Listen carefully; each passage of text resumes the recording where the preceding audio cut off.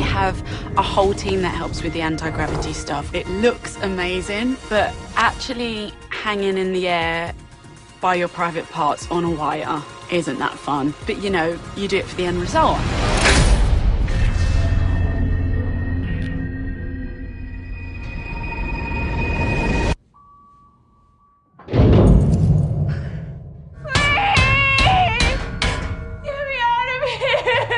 Traditionally in sci-fi, you begin with a shot of space and a spaceship crossing the frame, and there was something very cool about starting in a little storage locker with somebody who's trapped, and you don't have the full context of what is happening, and then little by little, as she breaks out of the locker, you start to get context. The whole floating thing, that's quite challenging. It's fun, super fun, but at the same time, you know, you have to be very much aware of every little movement. Everything you touch causes a reaction, and at the same time, you're just reacting to the drama that's going on. I knew that a lot of the technical stuff was hanging on the slings, and, you know, people are going to be pulling me up and down and being pushed around and shaken up, and just a lot of it was basically just having to be in the moment. Breathing helps a lot. Ceres was once covered in ice. Ceres, we think of it as sort of New York. It's a large port, a lot of shipments go through there. It's sort of the way station between Mars and Earth. They've spun up the asteroid to give it gravity, and then they essentially cored it out using giant drilling machines. So you have untold riches that flow through its port, yet the belters who service the ships and who unload and load them, you know, really don't get to participate in the riches of the system, and that's part of their big gripe. Every time we demand to be heard, they hold back our water. Watch your eyes. People get killed for a wrong look around here. Hey, you! Badge. Well, walla. What is well walla?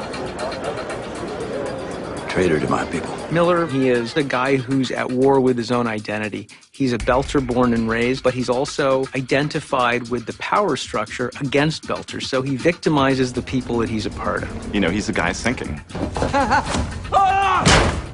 And you should feel that he is a guy who's compromised. And, you know, if Julie Mao didn't come along, Miller would just kind of fade out like a red sun and disappear. So what's my contract exactly? Find Julie Mao. If she's still here on Ceres, detain her and ship her home. Kidnap job. My pleasure.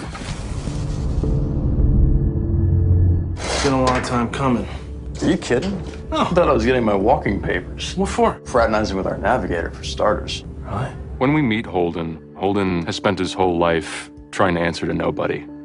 He's run from any major responsibility for other people. He wants his life to be simple and loves being on the Canterbury with all these other outcasts. Shooting anti-gravity sex is a far more complicated set of circumstances than one might think. I mean, we were on wires that were being pulled manually by people.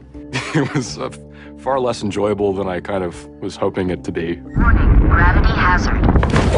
I think ultimately, you know, it's real. It's part of human nature. Just because we're out in space, it doesn't mean that, you know, we've changed as a species.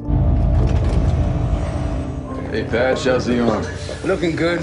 Still got a few nerves, though. We really bent over backwards to make that environment feel homey and real and give the ship a lot of character, and people, oh, you felt like, oh, there's going to be all sorts of interesting relationships that were going to happen over the course of episodes. The ship just appeared near your location. How is that possible? You cleared us out to 1 million clicks. The only way you feel a loss like you do at the end of episode 1 is if you truly believe that this is the place that you're going to be with for a very long time, that these are the people that you're going to be spending a series with. Torpedo launch! We're going to take him for a ride. Alex, go around the asteroid. Run him, now! So when the Canterbury gets blown up at the end, it's really a shock. Canterbury burnt like hell. You got incoming. That whole lead up to the end of the episode I find is very emotional when, you know, that last moment perhaps between Ade and Holden before the ship evaporates. That still gets me. There's something you should know.